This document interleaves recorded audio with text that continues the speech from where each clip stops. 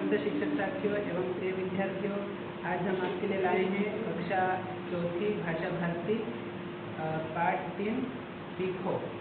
आइए अब हम इस कविता का हाव भाव के साथ वाचन करेंगे।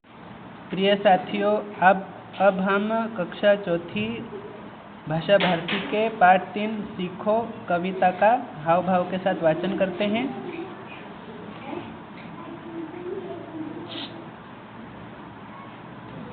फूलों से नित हंसना सीखो, भंवरों से नित गाना। फूलों से नित हंसना सीखो, भंवरों से नित गाना। तरु की झुकी डालियों से नित सीखो शीश झुकाना।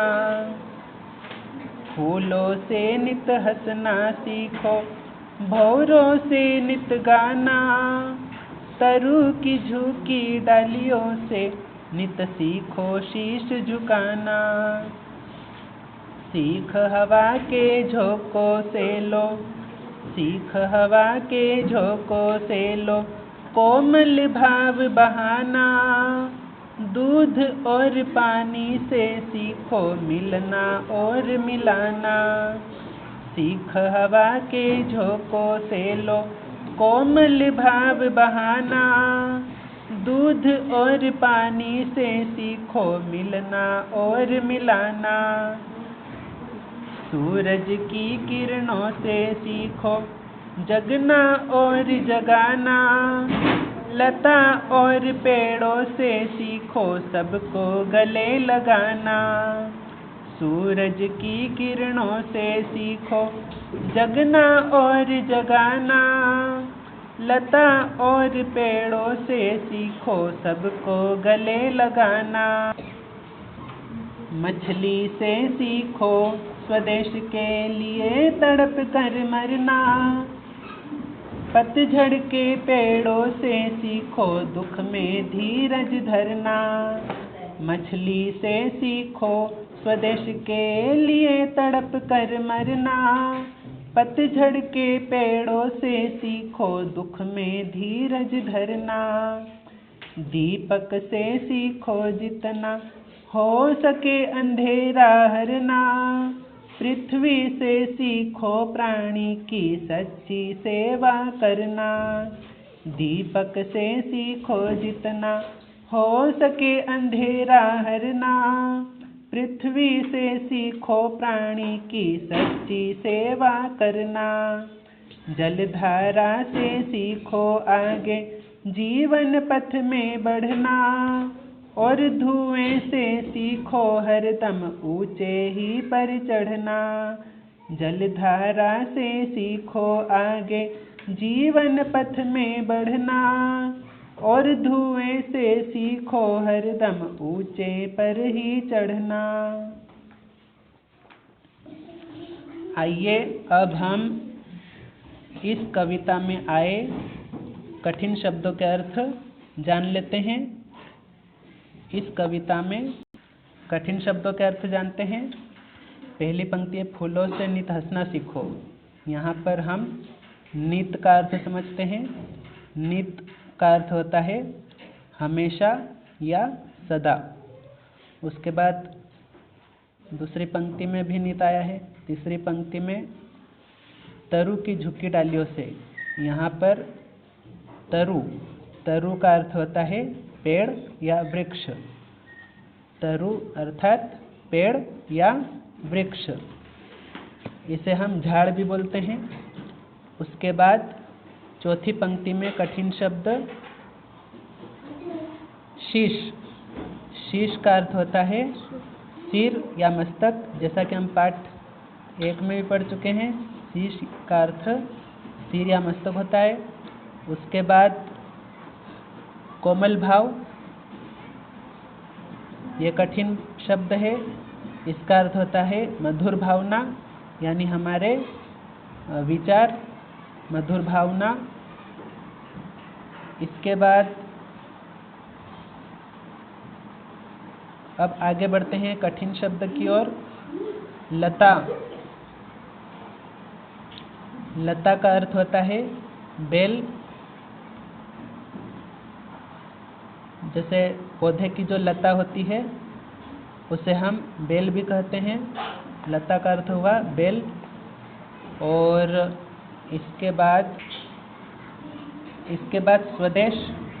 स्वदेश का अर्थ होता है अपना देश।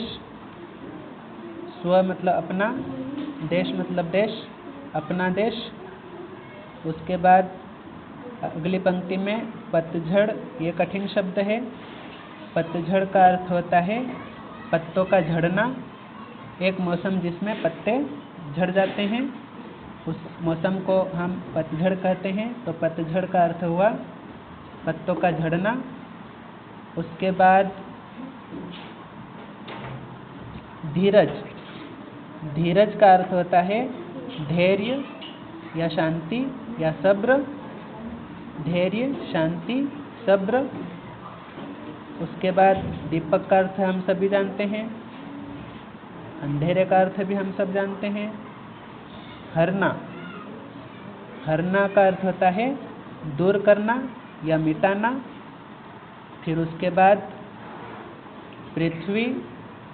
पृथ्वी को हम धरती बोलते हैं। पृथ्वी कठिन शब्द है। इसका अर्थ हुआ जमीन, धरती।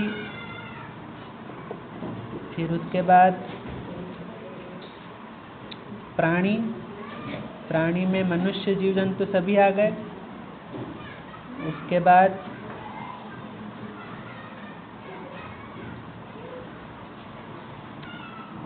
उसके बाद देखिए अगली पंक्ति में जलधारा। जलधारा कठिन शब्द है। जलधारा का अर्थ हुआ पानी की बहती हुई धारा। जल मतलब पानी और धारा मतलब बहती हुई धारा। जलधारा का अर्थ हुआ पानी की बहती हुई धारा।